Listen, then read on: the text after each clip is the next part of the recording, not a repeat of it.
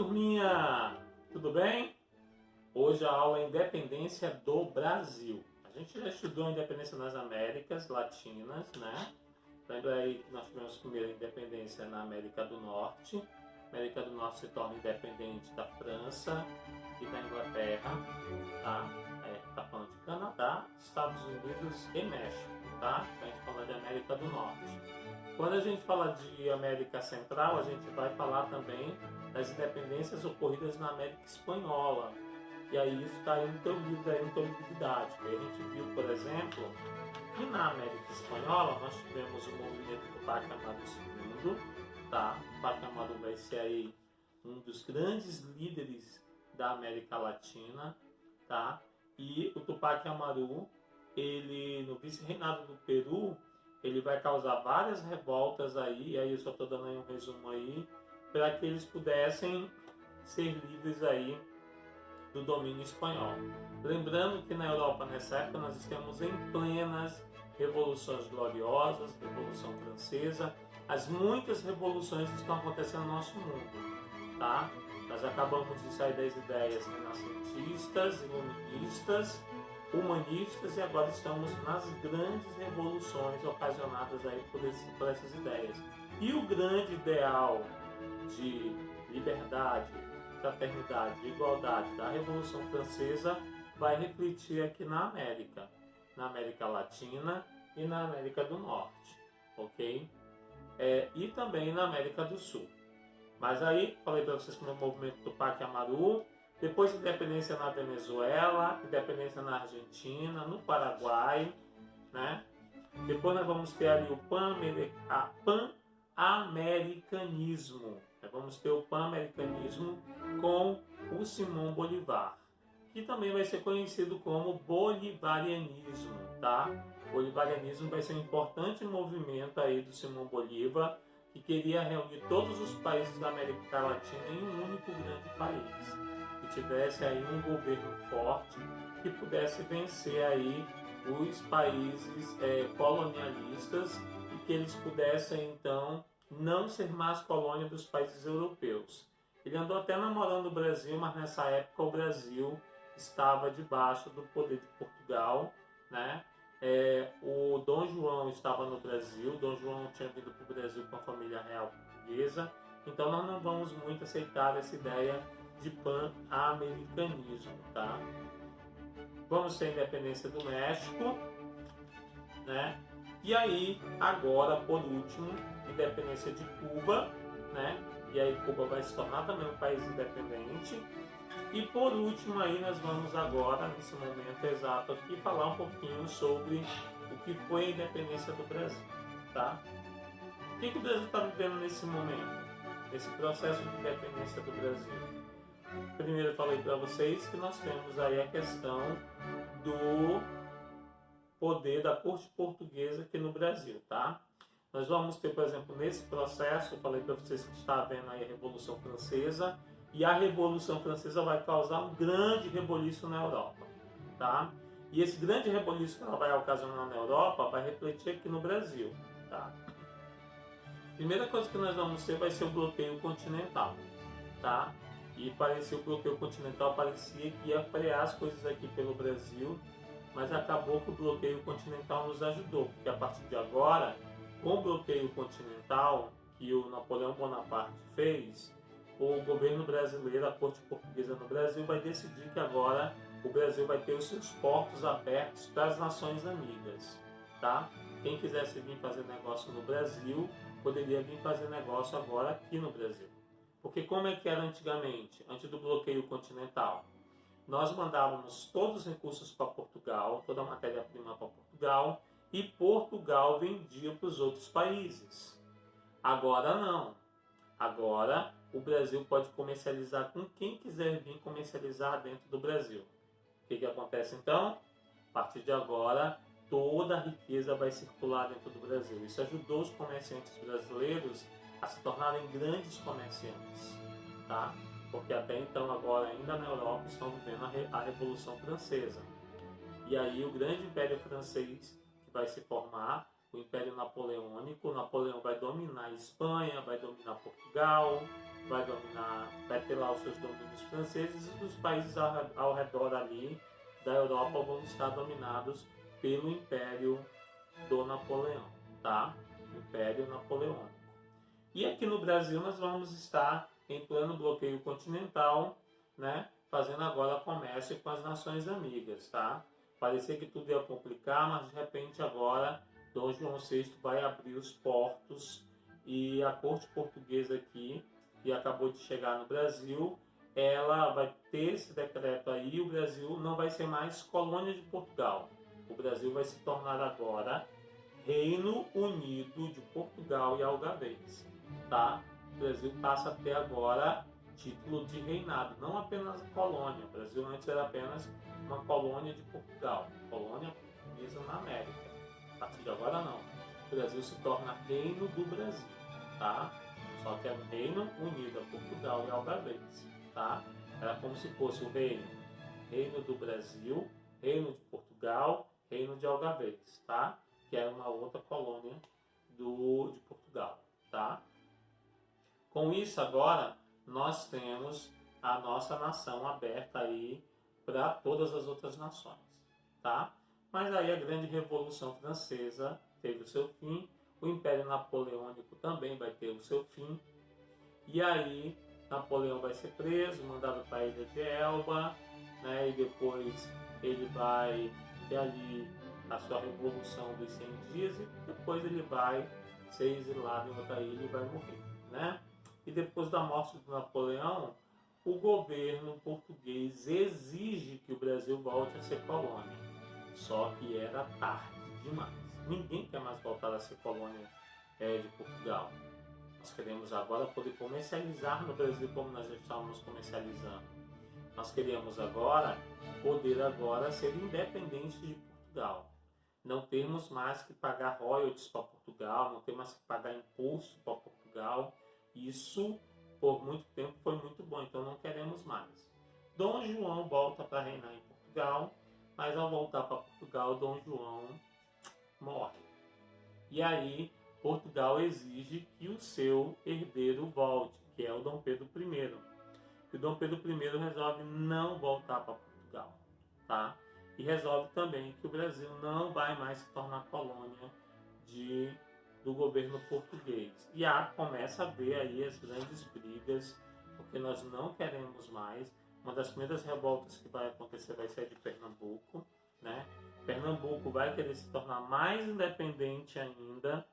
Pernambuco, nesse contexto aí, Pernambuco, que era um dos lugares onde se tinha as grandes plantações de açúcar, né? Onde se fazia todo o açúcar que era consumido em quase todo o planeta na época, Pernambuco vai querer se tornar uma nação sozinha. Eles vão querer ser independentes do restante do Brasil. Claro, o governo português no Brasil vai mandar suas tropas e vai acabar aí com a Revolução Pernambucana, tá? A Revolução Pernambucana vai acontecer em 1817, tá?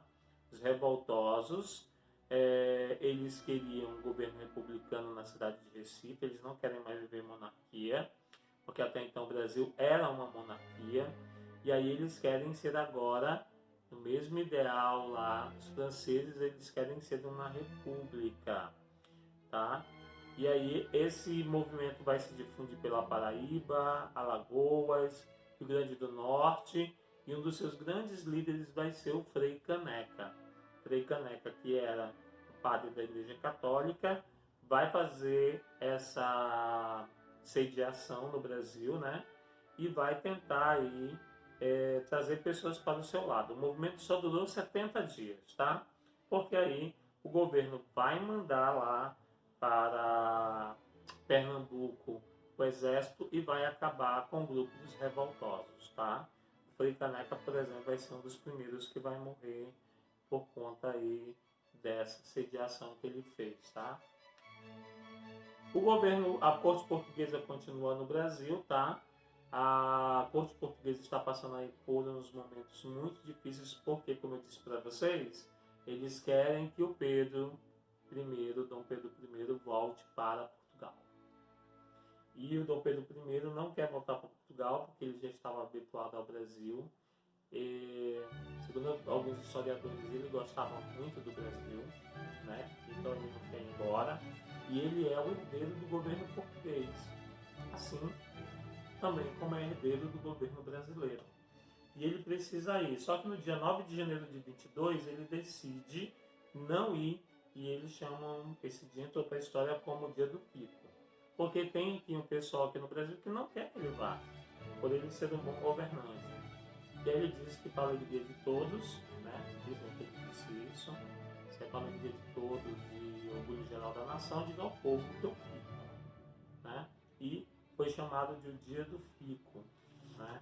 Esse momento aí todo especial do povo brasileiro com o seu governante Dom Pedro I. E aí Dom Pedro I, já aí com toda essa pressão feita pelos comerciantes e políticos brasileiros, ele decide deixar que eles façam aí e que eles autorizem a independência do Brasil.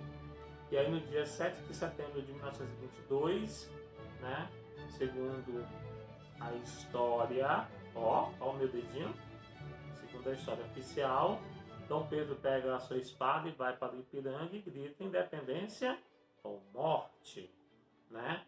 Isso virou até um quadro anos depois, um pintor chamado Pedro Américo vai fazer esse quadro, e esse quadro entrou para a história do Brasil como o quadro da independência do Brasil, tá? Só que essa cena nunca aconteceu, porque a gente hoje já sabe pelas leituras que a gente faz e até pela assinatura na Carta de Independência do Brasil, que quem assinou essa carta foi realmente a Leopoldina, esposa do Pedro, tá? Dona Leopoldina que vai assinar a independência do Brasil, claro, o Pedro sabia, mas no dia da assinatura da independência, o Pedro não estava em casa para assinar, né? A gente sabe que ele estava na casa de uma das amantes dele, segundo a história, né? Não vou dizer que essa história é verdadeira, porque pode ser fake news, tá? Mas já se falou muito a respeito disso, do papel das mulheres em grandes eventos, até mesmo dentro do Brasil. E a Leopoldina vai ser uma dessas grandes governantes que o país vai ter, tá? Depois você dá uma lida no livro melhor, para você entender um pouquinho melhor como foi essa história do Brasil, tá? Lembrando, gente, que nós temos a história oficial e nós temos a história... Professor, o que é a história oficial?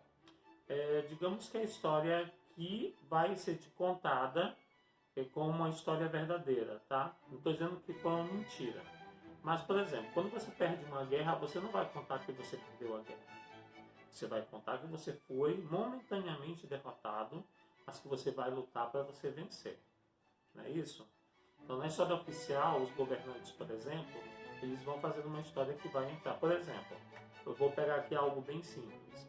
A história da Covid, quando você for estudar e teus filhos forem estudar sobre o ano de 2020, vão haver várias histórias, vão dizer que morreu muita gente, vão dizer que muitas famílias ficaram debilitadas, vai haver que houve uma pandemia no mundo, 2020 foi o ano, já estão chamando de o ano perdido, mas vai ter uma história oficial e vai ter aquela história que está nos livros oficiais que você pode depois revisar e ver tudo que foi história de verdade, tá?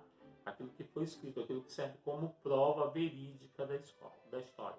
Por exemplo, estou dizendo para vocês que quem assinou a carta foi a Dona Leopoldina, né? Se você pegar a carta de independência, está lá a assinatura dela, ok?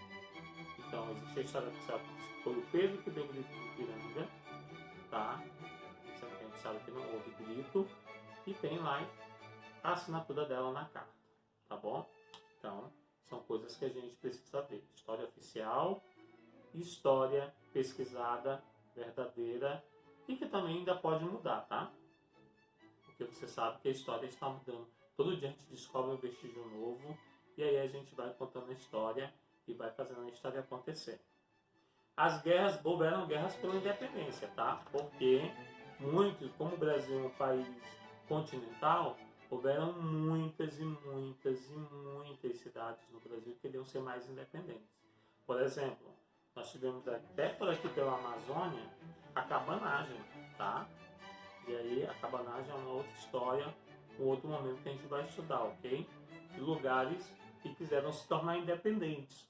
Nós temos a Revolução Farroupilha, nós temos, por exemplo, a Inconfidência Mineira, a Conjuração Baiana, são todos os momentos da história em que houve luta pela independência do Brasil ou luta para que o Brasil fosse dividido ao meio, já que nós somos uma nação bem continental, tá?